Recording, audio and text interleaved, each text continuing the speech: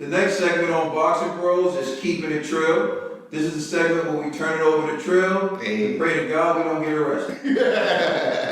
What's going on? This segment of Keepin It Tril, we're going to talk about a lot of things. First thing we're going to talk about is Wilder making the Forbes list. That's a big accomplishment, and I think that that's also dope. I know G has a lot to say about that. Hey, I'm just gonna say salute, man. That just tells me his career is moving in the right direction. But I do have a question though. If you notice, it said he got $500,000 worth of endorsements. I don't want to sound petty in that, but I was like, yeah, that's probably Malaysian weed, you know? That's probably the best. Shout out to Wilder, man. I was proud. Shout out to Wilder. We're all proud of you, bro, man. Give Wilder more endorsements. What do you think? How you feel about Wilder making the list? What number was he? He was like 56. He was 56. That was dope. So my thoughts on Wilder making seconds. So I think it's great that Wilder made the list. As I stated before, I feel as though he deserves more love from the United States of America. He's the U.S. champion. He's held a belt. He's up there for the longest reigning heavyweight champion in the history of the sport of boxing, so I want to give him a lot of credit. But there are some things I would like to point out. One, I've heard someone state that it shouldn't count because he's ranked 56, but they're taking into account the money he made against Tyson Fury in December of 2018.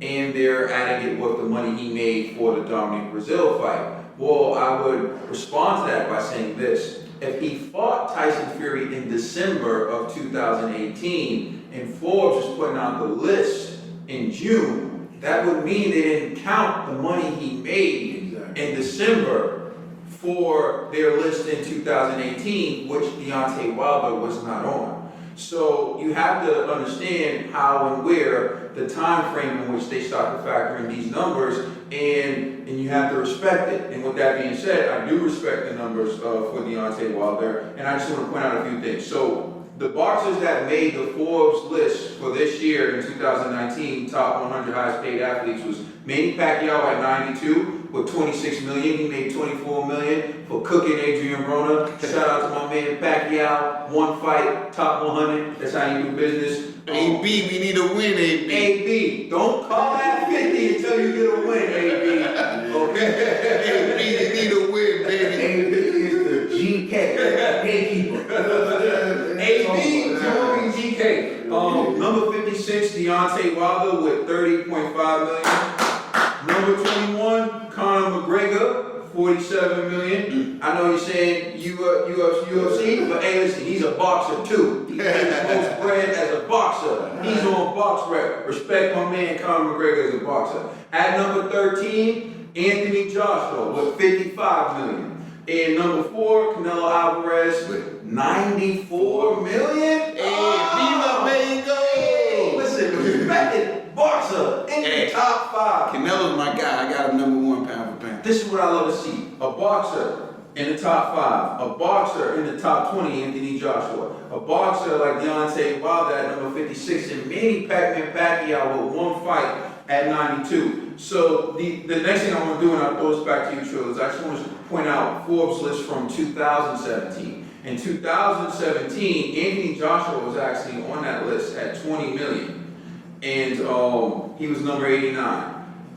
Vladimir Klitschko was number 98 with 21.5 million, and Canelo Alvarez was on that list at 43 with 28.1 million. 43 to number 4? He went from 43 to number 43 to no, not number 4. He went from number 43 to 15. Oh, and then to 4. So that was Wilder.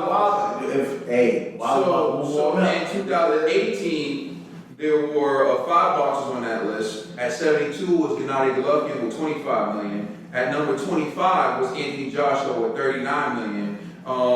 At number 3 was Canelo Alvarez with 44.5 million. At number 4 was Conor McGregor with 99 million. And at number 1 was Floyd Mayweather with 285 million. So think about that. Yeah, Conor. So I tell you, from 1 fight, Conor made that type of money. So the thing I want to do was, because this is Boxing Bros and there is a big time debate going on, Congratulations, Deontay Wilder, making the list at 56 with $30.5 million. You see, we checked the numbers. We checked the numbers. Anthony Joshua made the list in 2017 with $22 million, which is only $8 million short, and he did that 2 years ago.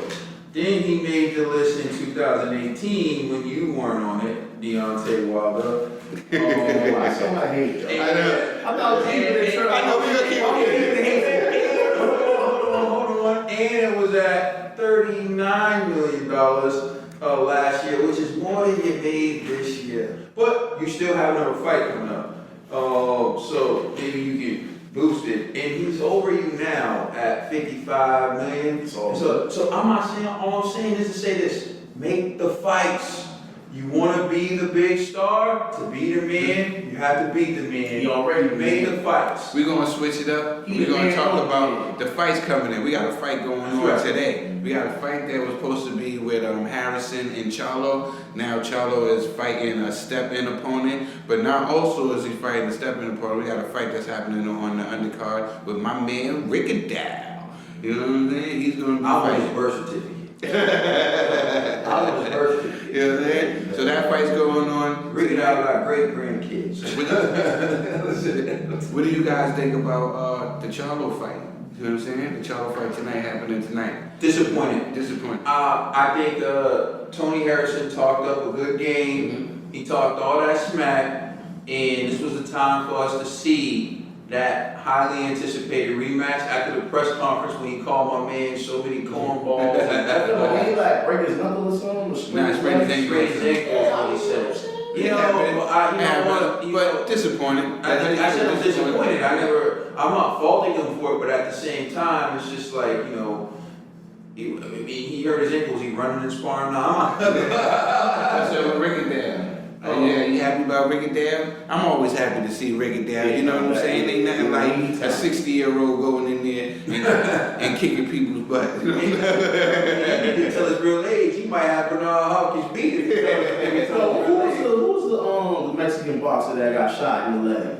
Remember? Benavidez. Yeah, I mean, yo, man, that performance was horrible. Like when he fought, Crawford. Yeah. At first he was doing alright. Then you could see his leg was like bobbling. Mm-hmm. So to me, it's like, yo, man, recover first. So if his ankle really is messed up, yo, it is what it is. It's not about whether or not his ankle's messed up. It's about the hype. It's about the anticipation. We were all excited. Listen, and now we don't the other Charlo brother has another fight coming up the following week against Brandon Adams.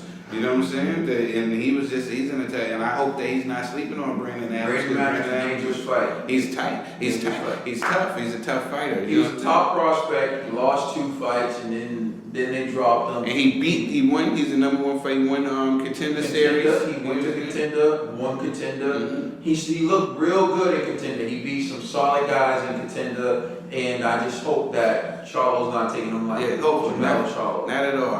Jermell Charlo. Yeah. But going back to Jermell Charlo, actually, I watched because he's fighting Jorge Cota, and Jorge Cota was kind of getting mouthy with him at the press conference, and then at the weigh-in, they kind of got spicy, and Roy Jones was in the middle.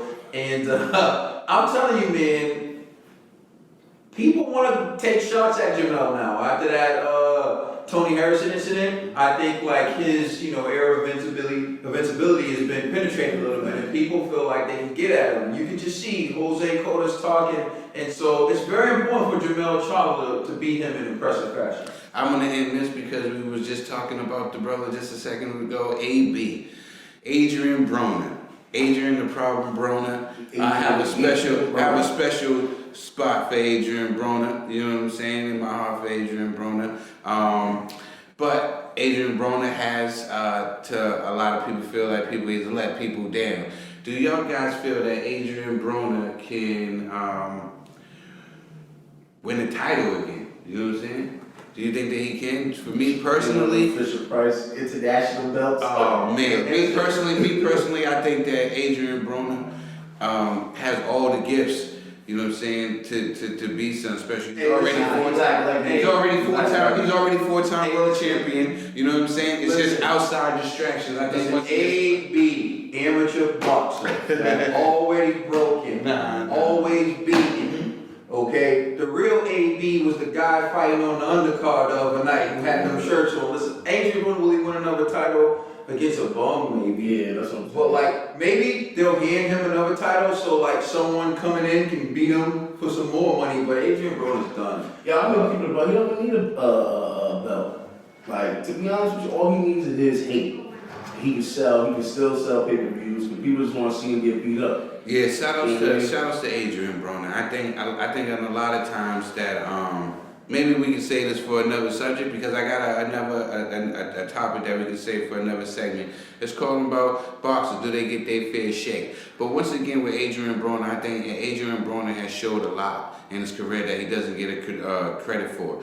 Of course, Adrien Broner, we know him for his antics and things that he probably has done outside the ring. But Adrien Broner has showed that he's a warrior inside the ring. He just has sometimes he has the wrong people in his ear. Like certain fights that we should be praising him about, and people want to dog him about other things. Like when he had his first loss against Maidana. Marcos Maidana. First of all, he was coming up in weight as fighting at 135. A lot of people give Mikey Garcia so much respect for doing that and coming up to 147, and he lost. You know what I'm saying? He came up to 147 and he won against Paulie. It was a close victory, but he won. But still, he went for a tougher challenge, and that was against Marcos Maidana. He was dropped twice in that fight and got up in that fight to come back and almost knock Marcos Maidana out in the 11th round. We seen Alex Ariza use some form, we was calling it smelling salt, to wake Maidana up. But what did we do? We bashed Adrien Broner. We bashed him when we should have been celebrating. He had his face broken, his cheekbone broken in that fight and continued to fight. You know what I'm saying? But we shunned him because of his loss, because he took the role of the villain. And this is the role this is the role. This is how to do that. Another dude. Listen, this is the answer. This is what he does to sell the fight. Just like saying, oh, I'm going to kill you. Like Deontay Wilder said, I'm going to kill you. This is what he has to do to sell the fights. And this is why people will pay to see him to this day. Yeah. Because his antics. You know what I'm saying? And that's what I'm going to say to him, don't get knocked out. As long as you don't get knocked out, people will pay to see you. Well, that's the anthem. You want to be strong and wrong, but at least win while you're being strong and wrong. Well, shout outs to AB. Get yourself together mentally, because a lot of fighters don't know. A lot of fights are won outside the ring. You know what I'm saying? So if you get your life right outside the ring, you'll be able to focus inside the ring. But this is the end of Keepin' It Tril. I just wanted to thank everybody for watching Boxing Bros. If leave your comments, anything you want to say, good or bad, we're here. I'm unfollowing AB till he check us. He gets a dub. I'm unfollowing AB. Like and subscribe, and check us out on Instagram, Twitter, and Facebook. We out. Boxing Bros. Keepin' It Tril with your host, Tril.